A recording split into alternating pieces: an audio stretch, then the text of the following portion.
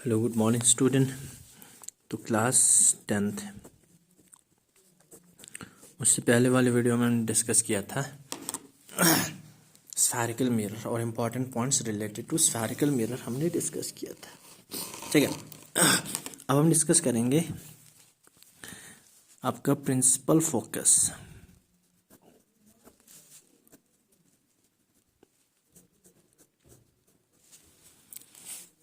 अगर हम concave mirror की बात करेंगे तो ये आपका कर्वेड साइड से रिफ्लेक्शन होता था ना, इसको हमने कहा था उस वक्त प्रिंसिपल एक्सिस, पहली वाली वीडियो में डिस्कस किया। अगर कोई भी रे पैरेलल टू प्रिंसिपल एक्सिस होगा, a ray parallel to principal axis, तो रिफ्लेक्शन होने के बाद एक पॉइंट होगा प्रिंसिपल एक्सिस पे।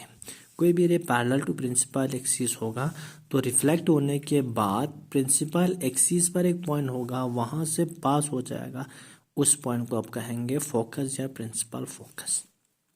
तो ऐसे लिख सकते a ray parallel to principal axis after reflection it passes through a point on principal focus. ठीक है ना, कोई भी रे पैरेलल टू प्रिंसिपल एक्सिस होगा तो रिफ्लेक्शन होने के बाद ये प्रिंसिपल एक्सिस के एक पॉइंट से पास हो जाएगा, उस पॉइंट को आप क्या कहेंगे, प्रिंसिपल फोकस कहेंगे।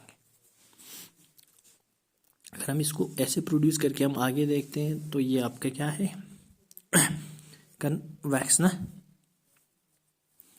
अगर हम इस कन्वेक्स की बात करेंगे तो कोई भी रे पैरेलल टू प्रिंसिपल एक्सिस होगा, ये डाइवर्स होता है, कन्वर्ज नहीं होता, तो ऐसे रिफ्लेक्ट कर जाएगा। जब मैं बैकवर्ड प्रोड्यूस कर दूंगा ना तो इस पॉइंट पर मिलते हुए दिख जाएगा या इस पॉइंट से डाइवर्स होते हुए दिख जाएगा। इस पॉइंट को आप क्या कहेंगे, प्रिंसिपल फोकस कहेंगे।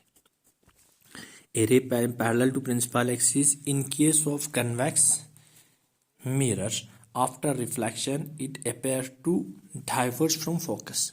तो इस पॉइंट से मुझे डाइवर्स होते हुए दिख रहा है, रिफ्लेक्ट तो मिरर से होगा लेकिन मैं बैकवर्ड प्रोड्यूस कर दूंगा तो इस पॉइंट से मुझे डाइवर्स होते हुए दिख जाएगा, तो इस पॉइंट को आप क्या कहेंगे, प्रिंसिपल फोकस कहेंगे। तो ये आपका कन्वेक्स और कनकेव के केस में। ठीक है, अब हम देखते हैं इमेज फॉर्मेशन। इमेज फॉर्मेशन से पहले हम देखते हैं रूल्स। 4 रूल्स आपको यूज करना है रे डायग्राम के लिए। ठीक है ना, रूल्स फॉर रे डायग्राम आप लोग लिख सकते हैं।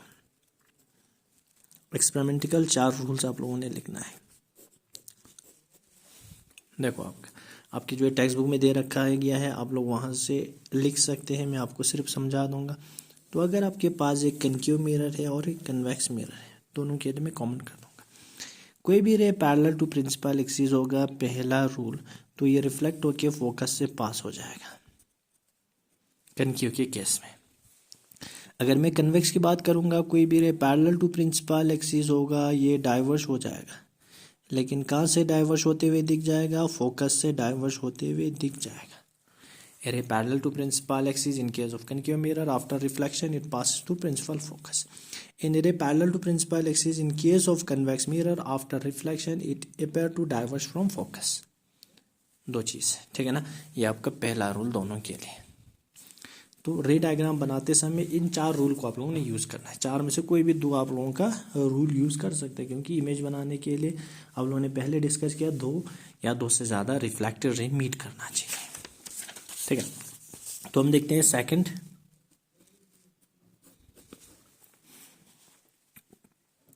अगर हम सेकंड की बात करते हैं, सेकंड रूल, ये आपका कनकेव है और ये कन्वेक्स है। अगर कोई भी रे फोकस से पास होगा, इस पॉइंट को मैं फोकस कंसीडर करता हूं, कोई भी रे फोकस से पास होगा तो ये रिफ्लेक्ट होने के बाद पैरेलल टू प्रिंसिपल एक्सिस आएगा। अब देखो यहां पर फोकस होगा, यहां पर कर्वेचर है इस पॉइंट पे ना। जिस रे का डायरेक्शन फोकस की तरफ होगा, ए रे डायरेक्टेड टुवर्ड्स फोकस, रिफ्लेक्शन होने के बाद ये भी क्या आएगा, पैरेलल टू प्रिंसिपल एक्सिस आएगा, याद रखना। कोई भी रे फोकस से सॉरी, कोई भी रे जो है फोकस से पास होगा, रिफ्लेक्ट होने के बाद कनकेव के केस में क्या आ जाएगा, पैरेलल टू प्रिंसिपल एक्सिस। तो यहाँ से तो फोकस से पास होगा नहीं, क्योंकि फोकस इसके बैक साइड में, तो जिस रे का डायरेक्शन फोकस की तरफ होगा वो रिफ्लेक्ट होके ना पैरेलल टू प्रिंसिपल एक्सिस आएगा। दो रूल, ठीक है ना। अब हम देखते हैं थर्ड रूल। ये रूल को पहले इसलिए पढ़ा है क्योंकि आपका रे डायग्राम बनाने के लिए इस रूल का यूज कर सकते हैं आप, ठीक है ना। तो इसको मैं कर्वेचर कंसीडर करता हूँ, जैसे कि ये है कर्वेचर, ठीक है ना। जो रे आपके कर्वेचर से पास होगा तो वो रिफ्लेक्ट भी होगा उसी पाथ को फॉलो करके। A ray passing through center of curvature in case of concave mirror, after reflection it follow the same path। याद रखना ये, ठीक है ना, ये 4 रूल, ठीक है। तो ये आपका मैथमेटिकल प्रूफ कोई नहीं, ये सारा एक्सपेरिमेंटिकल प्रूफ है, ठीक है। अब देखो, ये आपका फोकस है और यहाँ पर कर्वेचर है। अब तो कर्वेचर से पास नहीं होगा, जिस रे का डायरेक्शन जो है आपका कर्वेचर की तरफ है वो रिफ्लेक्ट होके उसी पाथ को फॉलो करेगा। ए रे directed toward centre of curvature in case of convex mirror, after reflection it follow the same path. ये बनेगा आपका थर्ड। अब हम देखते हैं fourth rule.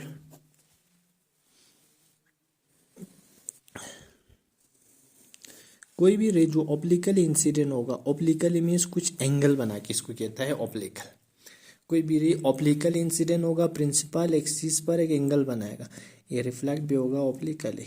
Law of reflection ओबे करना चाहिए, लॉ ऑफ रिफ्लेक्शन सब में ओबे करेगा, ठीक है। A ray incident obliquely on principal axis, ठीक है ना। कोई भी रे जो प्रिंसिपल एक्सिस पर ऑब्लिकली इंसिडेंट होगा, ऑब्लिकली मीन्स कुछ एंगल बनाएगा, इट रिफ्लेक्ट बैक ऑब्लिकली, ये रिफ्लेक्ट हो जाएगा फिर से ऑब्लिकली रिफ्लेक्ट हो जाएगा, इसमें लॉ ऑफ रिफ्लेक्शन ओबे कर जाएगा, ठीक है ना। हर किसी में लॉ ऑफ रिफ्लेक्शन ओबे करेगा।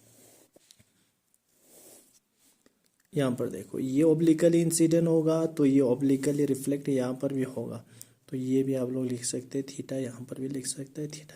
ए ray incident obliquely after reflection it reflect back obliquely on principal axis, ठीक है ना, टुवर्ड्स द पोल। इसका आप लोग डायरेक्शन लिख सकते हैं टुवर्ड्स द पोल, ठीक है। तो ये चीज़ है आपका स्फेरिकल मिरर के केस में आपका रूल्स।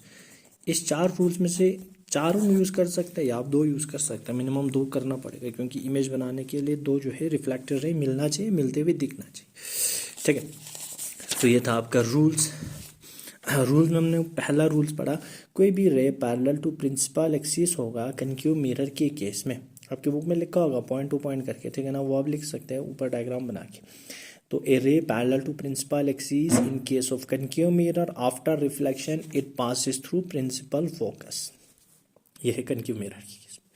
अब सेकंड में लिख सकते हैं आपके कन्वेक्स में, a ray parallel to principal axis after reflection it appear to diverge from focus.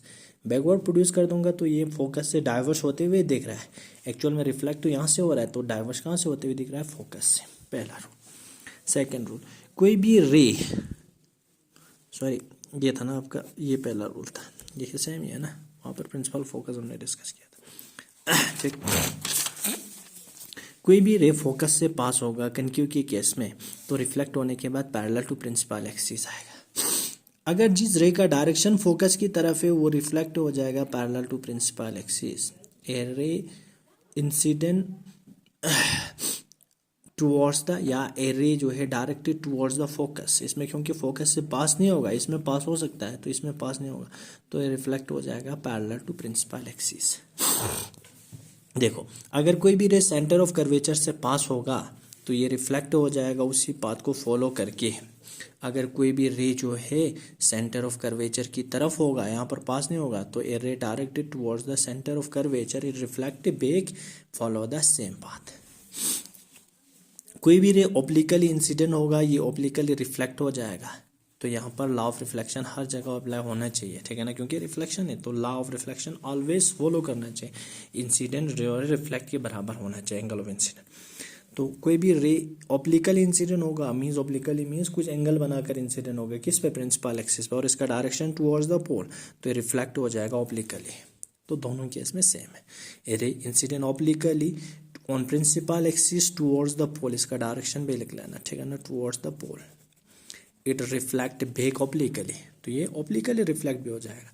तो यहाँ पर follow the law of reflection, तो ये थीटा होगा, ये भी थीटा, अगर ये थीटा होगा ये भी तो थीटा ही हो जाएगा। ठीक है, तो इसके बाद हम अगला वीडियो हम स्टार्ट करते हैं। अगले वाली वीडियो में हम डिस्कस करेंगे आपका इमेज फॉर्मेशन। Thank you.